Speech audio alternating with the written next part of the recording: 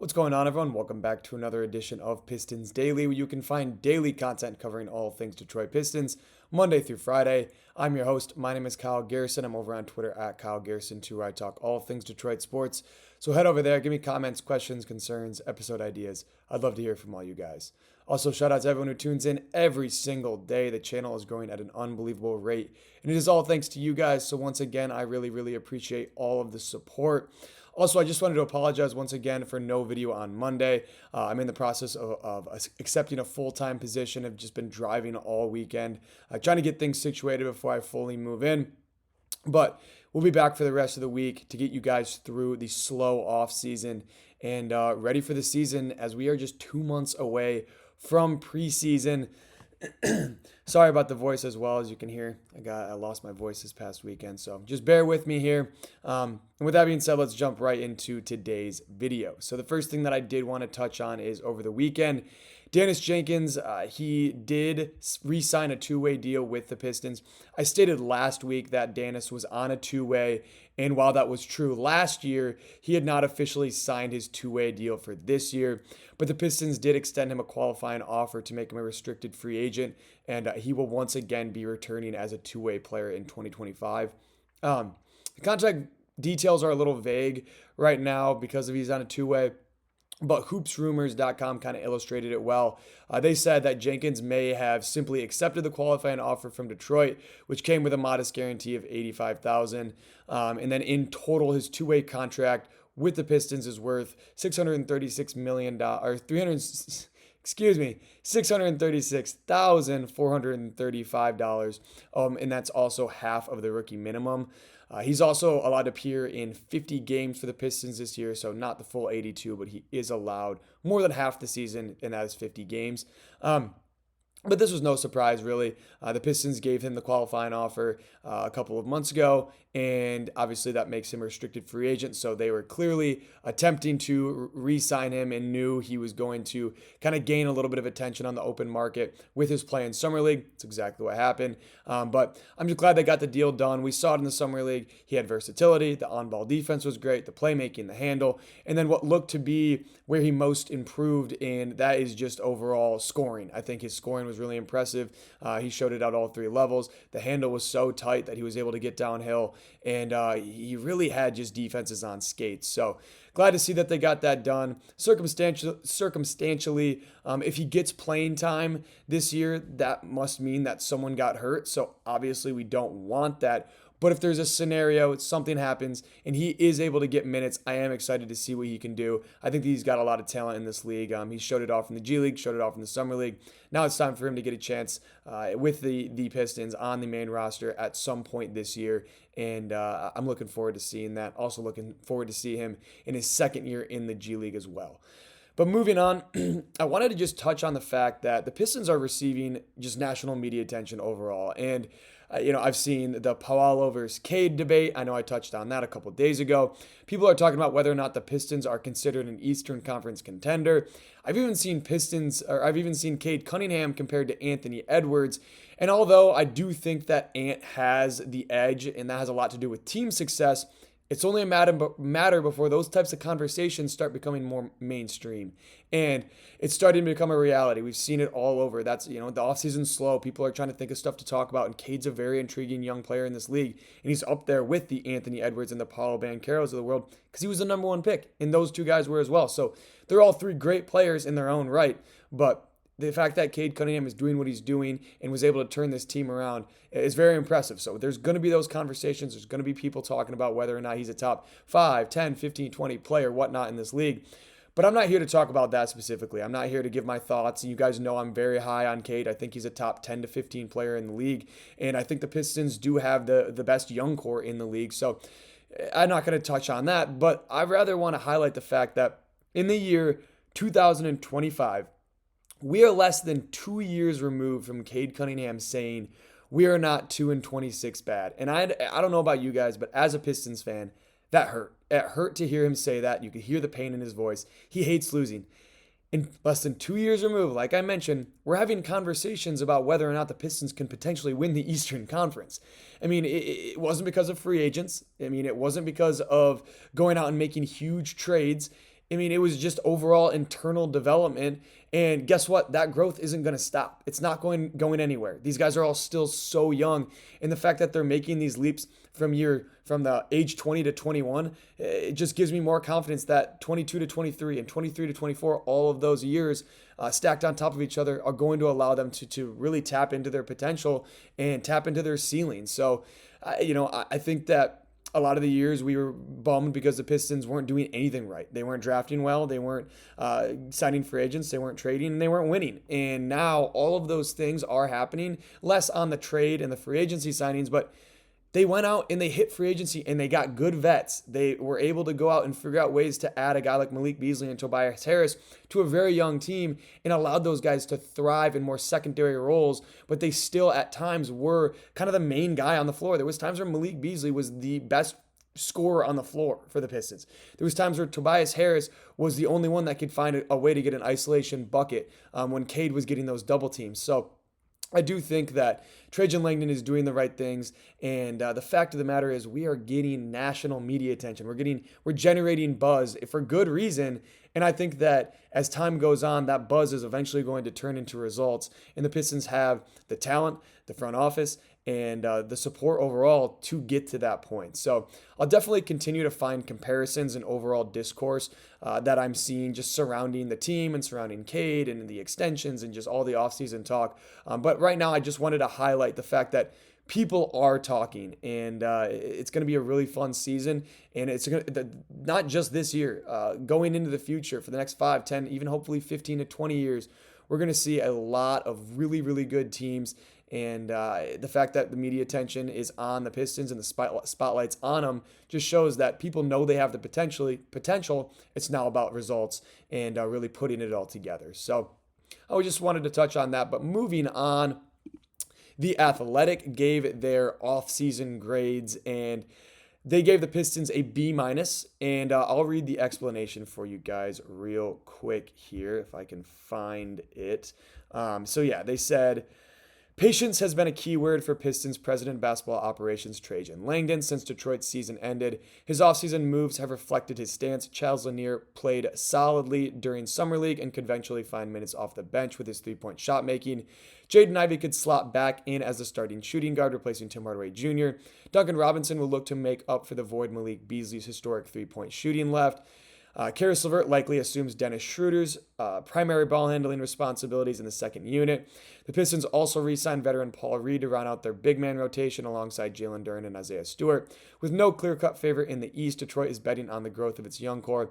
Considering the news of Beasley's federal investigation breaking days before free agency began, one day, 24 hours, not days, 24 hours, the pivot by the Pistons front office was respectable. So I just wanted to give mine. I think that when you consider the Malik Beasley situation happening 24 hours before free agency open, I give this offseason a B+. And let me give my thoughts on that. I think B- is also fair. I think if you aren't taking into consideration the Malik Beasley situation, then yeah, B- is fair. But because that did happen, your backs are against the wall. I think a B+ is very fair. And I think that as the year goes on, people are going to start agreeing with me. Here's why. One, I'll just give what I think went wrong, and it's very small. I think that they could have found a way to get more return for Dennis Schroeder in a sign and trade, because usually those trade exceptions that the Pistons got don't get used. It's $14.3 million. We've talked about it a bunch. Usually they don't get used. So unless the Pistons do find a way to use that, I think that, that was kind of a lost cause. But we'll talk about Dennis Schroeder here in a second, because at the end of the day, I think it actually might have been a good thing that they got rid of him. But again, maybe a little bit more value. Maybe you try and get a backup power forward like a Trey Lyles in that deal or whatnot. But mentioning Trey Lyles, I also would have liked to see a backup 4, which is still a possibility. The offseason's not over yet, and it could happen before training camp or something like that. But just right now, there's no backup 4 on the roster, and if there is injuries, it's not going to look good, especially defensively. If you don't have another backup power forward like Tobias Harris, who can really guard 3, 4, or 5, then it's going to be a little difficult to kind of figure out those matchups. But again, that could still happen. And then the last thing that my little gripe, it's nothing big, is Charles Lanier. I think that as an older, more one-dimensional prospect, the summer league just wasn't, insane. He played solid enough, and I think that there's still a spot for him in the rotation in the future. But again, 23-year-old prospect. I think that maybe you could have gone a little bit younger there. Again, we've talked about it early on during the draft because of NIL. Players are returning more frequently, and that second round of the draft, especially the front end, is a little bit more difficult to navigate because it's a lot of older prospects like Chaz Lanier. And I still, I'm not writing him off after a summer league by any means. I think that he's still got a lot of talent in this league, and he's a very good volume shooter. So I just think maybe you could have gone in a different direction, but again, that remains to be seen, and we'll have to see how that pick pans out. But again, I do think that he'll be getting a lot of G League run this year, and as he gets older, the window for him to improve becomes smaller and smaller, and the window for him to come contribute on this team gets smaller and smaller. So I think that there's a possibility we do see him a little bit as they try and get him acclimated to just the quicker gameplay overall. But again, just an interesting pick. I liked it at the time, and I still am high on him, and I still think that he's got a lot of talent. But we're just gonna have to see that kind of unfold in the G League and see where he can go. But again, other than that, those three things are so unbelievably nitpicky and genuinely don't have any impact on this specific season overall. But the reason I give it a B plus, I know I just touched on the negatives for a little bit, but this is the reason I give it B plus. The Duncan Robinson signing to replace Malik Beasley on a deal that is only fully guaranteed is great. Or only fully guaranteed 1 year, that's great. It's a 3-year deal. Second year is partially, or both years are partial, and the first year is the only one that is fully guaranteed. So again, that is a low risk, high reward pickup. Duncan Robinson is an unbelievable shooter. He's been great in his career, just being a guy that can play off ball, is great in dribble handoffs, is becoming a much better facilitator than I think people imagined he would be, and he's going to love playing with Cade Cunningham. I don't think that there's a single volume shooter in the world that wouldn't like to play with Cade Cunningham. So I think that's going to be really, really fun to watch. I like Duncan Robinson. He's a Michigan guy. He's a really hard worker. He's super humble. And I don't think there's going to be very many off the court issues as well. So I like the Duncan Robinson signing overall. And then Caris LeVert, I think he got a little bit more than I or really anyone else expected, but for a year less than Dennis Schroeder on pretty much the same annual contract, that's very good value. They're both the same age, and Caris LeVert offers much higher upside defensively than Dennis Schroeder did. And I think Schroeder is a solid player overall, but I think Caris LeVert, just with his size, with his length, is going to fit better alongside this current young core. And I really just like what I saw from him in Cleveland last year, and it was one of the better years of his career. And I do think that playing with JB Bickerstaff is going to help him continue to grow as a player.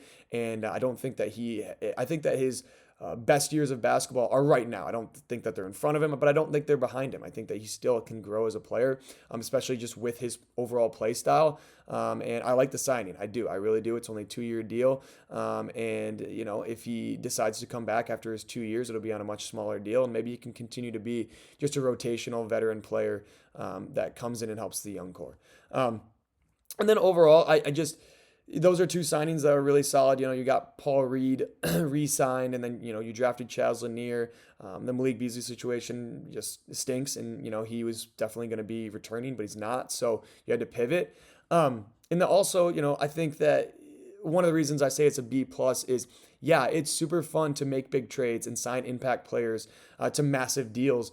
But it's also fun to not have to buy out a Bradley Beal or a Damian Lillard type contract where you're paying them $22 million a year while they're not even playing for your team. Or you're like the 76ers and you're stuck with an injury-prone Paul George who's only getting older. So, hindsight's 2020. Everyone looks at offseason as acquisitions, but it also has to do with how smart are you? Where are you divvying your money out? How are you able to save money that's going to help you long term? Because every offseason is not just one singular offseason and then the NBA is done. You have to take into consideration years in advance because you have to re-sign your Cade Cunninghams and your and your Jalen Durans and your Jaden Ivies and your Asar Thompsons. That they already re-signed Cade obviously and Isaiah Stewart, but those are decisions that you have to consider when making these moves. The Pistons did that. They didn't go out and make an insane move and get up into the second apron. They figured out a way to be smart, fill the holes they needed, and I think that's going to really benefit this team going forward. So overall, with the Malik situation, I think a B plus is very fair. And like I said before we started this segment, by the end of the year, I do think a lot of people will agree with me. And that has a lot to do with, like I said, the fact that it might have not been a ton of additions, but there wasn't dumb mistakes that Trajan Langdon made that are going to hurt them in years to come. But before we wrap things up, I just wanted to touch on one last thing, and that's just some roster talk about the final roster spots. And I've just been seeing a lot of people question why the Pistons still have 2 roster spots open. And there's been some speculation. Obviously, there hasn't been a ton of reporting on this just because everything is really kept pretty behind closed doors with the Malik Beasley investigation. But it could be because the Pistons want to wait and see if they can add him to the roster if the investigation comes back and he is not charged with anything. So if he could come back, that would be a massive addition to this team, and I understand why the Pistons would like to keep a roster spot open for that. Another, again, elite floor spacer around Cade Cunningham is massive for his development. You add him to another guy like Duncan Robinson, and you have 2 of the best spot-up shooters in the entire NBA. So Cade's development relies on floor spacing, so if Malik is cleared, I would like to see him back, and I think it's smart to keep a roster spot open, especially if the alternative is just to bring in like a Lindy Waters, who's just basically going to be a roster filler. I think that Malik Beasley could potentially, even heard much, but, he could potentially be back, and if he is, they're going to be glad that they had that roster spot open. And then again, I think that this one will be filled. I think they will go in probably to training camp with 14, trying to figure out what they're going to do at the backup power forward. Maybe they do address that situation and do go for a Trey Lyles, but I would expect them to try and fill that spot either before training camp, during training camp, before the season starts. Because, again, if there's injuries to either Tobias, Ron Holland, or Asar Thompson, you are very, very thin.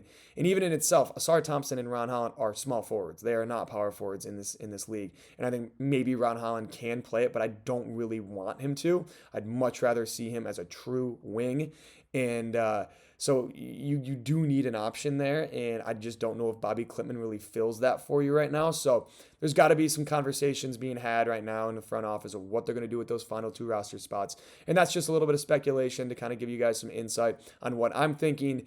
And I'm sure that that's pretty consensus because, again, it's been very, I've been vocal about it. People on Twitter have been very vocal about it. We need a backup power forward, and I just don't really think there's any way around it. So I expect one of those 2 at least to be filled by training camp, and I'm crossing my fingers that it's either some forward depth or it is Malik Beasley returning. But other than that, I really do like what they did with this roster this year, specifically this 2025 team. I think has a real shot to not only win a playoff series, but make a push in the Eastern Conference right now. And I'm just really excited to what they did and to see the growth of these guys surrounded by maybe some different faces like Karis LeVert and Duncan Robinson. But that is all I've got for you guys today. Let me know in the comments or over on Twitter your thoughts on the Dennis Jenkins signing and how you feel about the Pistons getting national media attention and just what you would grade the Pistons offseason if you agree with my B+. If you think the Athletics B- is more suited to what they did, let me know in the comments. But as always, like, subscribe, comment, turn on post notifications, and follow me over on Twitter at Kyle Garrison2. Also, follow me on Spotify. Leave a 5-star review. That would be much appreciated. Once again, thank you all so much for tuning in every single day. With that being said, that is going to do it here for episode 36 of Pistons Daily, and I will catch you all next time.